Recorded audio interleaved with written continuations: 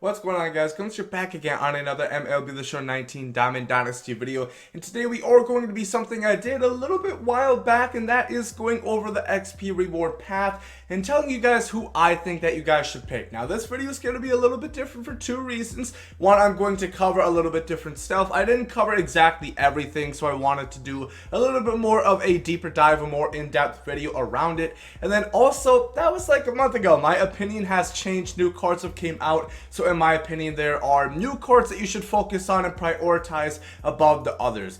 As the last video stated as well, this of course always depends on your situation. I do not know what your team is looking like. You know, for me, for example, I'm not really in dire need of outfielders because I have Ichiro and Gwynn, and then I'm going to get Ricky Henderson. So outfielders are not at a huge priority for me, so it always depends. What's your team looking like? If you guys want more help and clarification, comment what your team is looking like down below, and I can gladly help you down there. As far as the XP reward path goes, probably like a month ago as well, I did make a video explaining the best way on how to earn XP. Top right hand corner, make sure to check out that video. Of course, you guys already know the XP reward path is a path to the best cards in the game. Do not want to miss it, so make sure to check out that video. But of course, getting on to this video, and I apologize, my voice is really bad right now, my throat kind of hurts. But so first, I do want to quickly say that these onesie special edition Diamond Flashback or Legend players, honestly, if you ask me, there's only a few things actually worth your while in these packs, and that, in my opinion, is the pitches, specifically being Felix Hernandez, and let me move myself up here for the time being.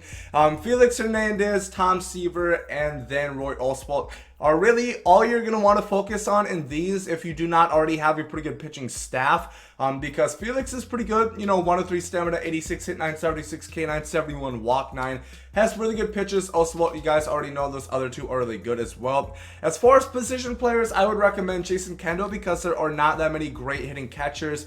He's got really good contact. He's actually a really good hitter. I faced him a lot, and he does pretty well against me.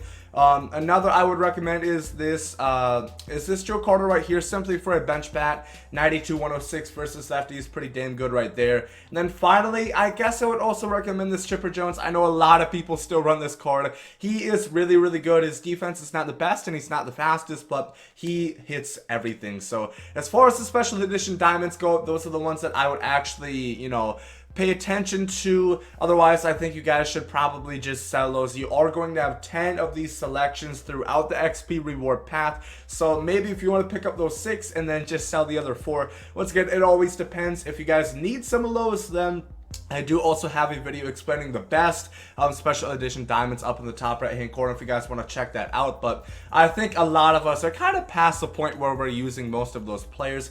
Onto these high diamond packs. So this is the first one at level 75 bronze.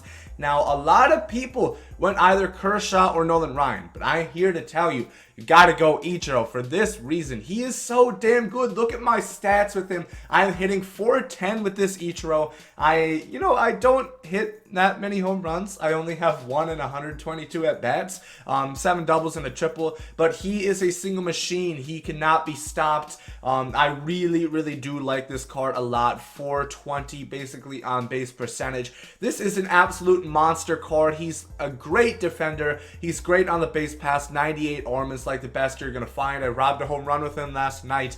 This card is ridiculous. That power, it's not very good, but it doesn't matter. He still rolls hard line drives, and he really showcases the MLB 19 hitting. That's all I'm gonna say, and he does the damn thing with it. So on to our first special edition diamond pack.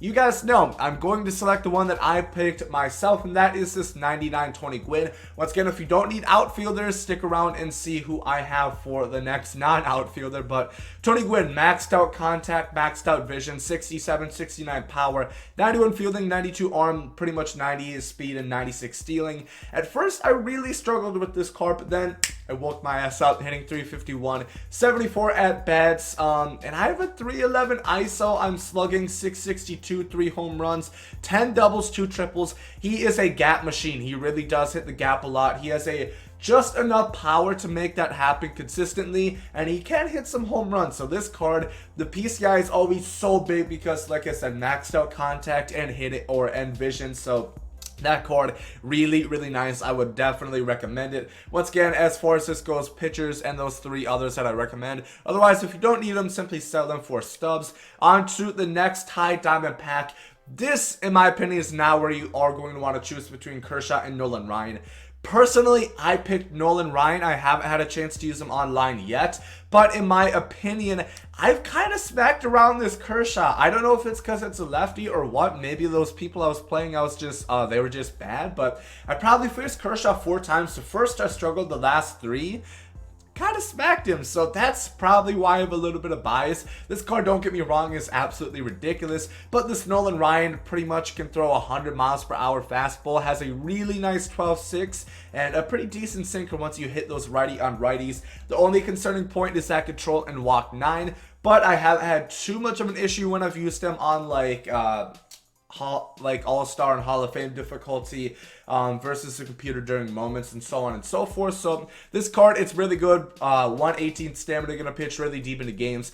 I would personally select Nolan Ryan, but once again, that's probably just because I kind of smacked around that Clayton Kershaw. So on to the next one. This is going to be level 80 silver. We have another one, and this is going to be whichever one you didn't pick. So if you pick Nolan Ryan, pick Kershaw. If you pick Kershaw, pick Nolan Ryan, simply because so many people, you gotta realize you can pretty much have 4 free 98 or 99 overall signature starting pitchers already, like by May 20th.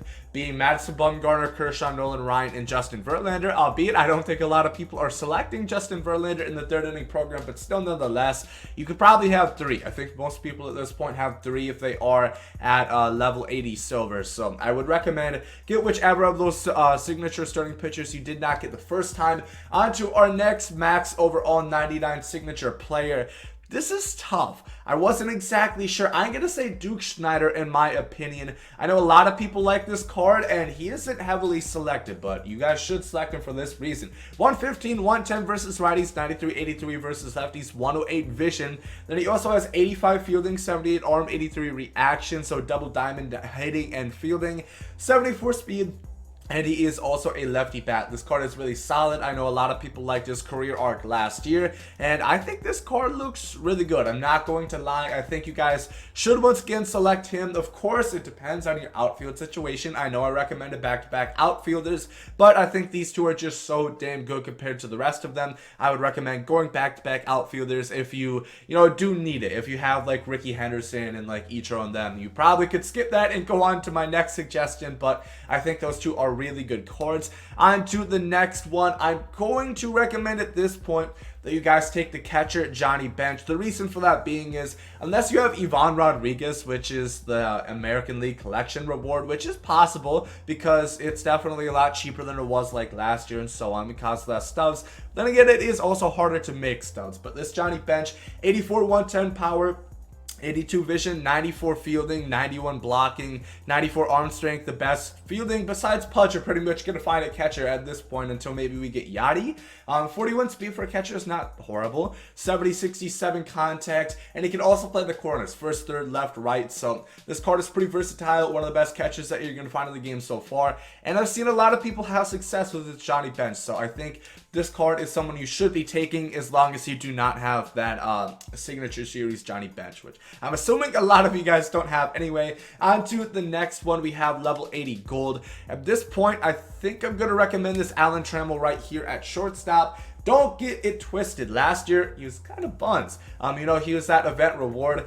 Power, you kind of had to have power last year. This year, you don't really need it. Plus, he has 65-71 power, which is like Tony Gwynn-esque, so I would imagine he would be hitting the gap regularly as well. 101, 114 contact, 111 vision, so pretty solid right there. Gonna have a good PCI and make really good hard contact with the ball. 88 fielding, 78 arm, 82 reaction, so diamond fielding at shortstop as well. Would like to see his arm maybe a little bit better, but 78 is still pretty decent. Then 65 speed, 70 stealing is pretty solid once again as well. So this Trammell looks pretty good. Yeah, not really much else to say about it. Honestly, if I don't have a better shortstop by the time that I get to this, I will probably replace him for Jose Reyes. So he looks pretty good, not going to lie. On to the next one. We have our next maxed out diamond pack.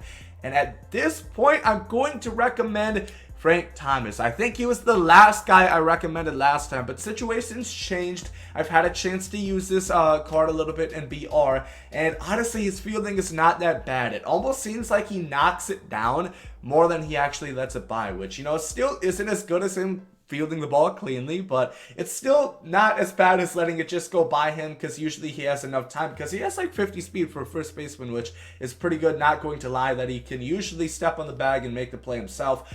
The hitting speaks for itself. Maxed out contact and power versus lefties. 111, 107 versus righties. 108 vision. This card is really, really good. Probably the best card you're going to find hitting in the game.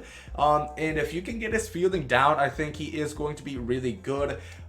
He's probably the best first baseman in the game right now. And for reasons I'll explain in just a little bit, I think you guys should select him third. On to our next high diamond pack that is right here. I'm going to say Matt Kemp, of course, an outfielder once again. A lot of these cards are outfielders. I wish they kind of varied it a little bit more. But 94, 104 contact, 80, 99 power, 56 vision is kind of the drawback of this card. Otherwise, good speed, 83, 82 stealing, 85 fielding, 80 arm strength as well. So if he had a little bit better vision, he would be a better card, but still very solid, and I think you guys should select him. On to the next one. I'm going to recommend this Trevor Hoffman. I used him a little bit. I think it was in moment challenges, and something about his circle change kind of throws me off. I don't like it that his fastball is not his primary pitch, so you can't spam that pitch because it is a pretty good fastball. His circle change is so slow, it's almost even more hittable, which is kind of crazy to think about, but it's kind of true. This Hoffman, I've used or faced him rather a couple times, and yeah, he's not the best. 110 hit 9, 120 K9, 94 walk 9. So the intangibles, the stats look really good, but unfortunately I do not think that he plays the best. So on to the next one. I'm going to say, and this is kind of where it gets hard, I'm going to say Ralph Kiner, really good hitter, 116, 96 power, 94 vision, 88, 102 contact. His fielding's awful, 59 fielding, 58 reaction.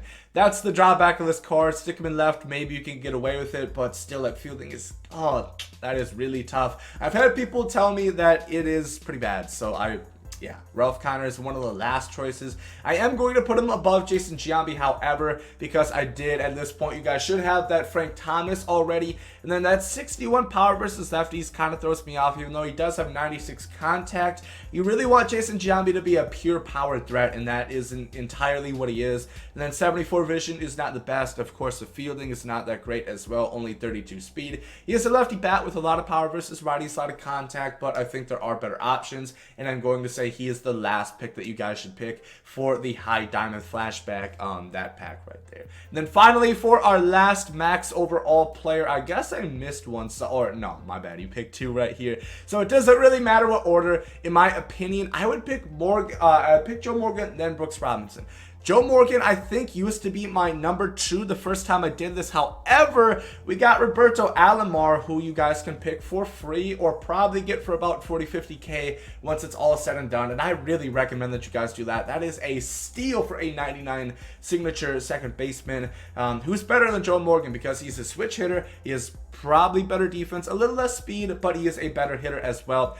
Not to lie, this Morgan is really good. His stance is what throws me off. And the same thing for Brooks Robinson. Both of them have kind of weird stances. Brooks is the best defender you're going to find in the game, plain and simple. It's pretty much maxed out on everything. But his stance, I think this card is really good. He has pretty much 100 plus contact both sides, almost 80 power both sides, 125 vision. It's just his stance and Joe Morgan's stance. So these two you can probably flip-flop. I had Morgan in a lot higher esteem, but like I said, I think Roberto Alomar is the better pick, and that is how I would personally do the XP reward path. Of course, you guys probably have different opinions. Let me know down below in the comment section who you guys are going to pick at each spot, which ones that you have picked so far, and who you kind of regret taking and who you are glad that you took. So let me know that down below. But if you guys did enjoy this video, make sure to like down below. Hope you guys have a great day. And there, guys, I'm out. Yay!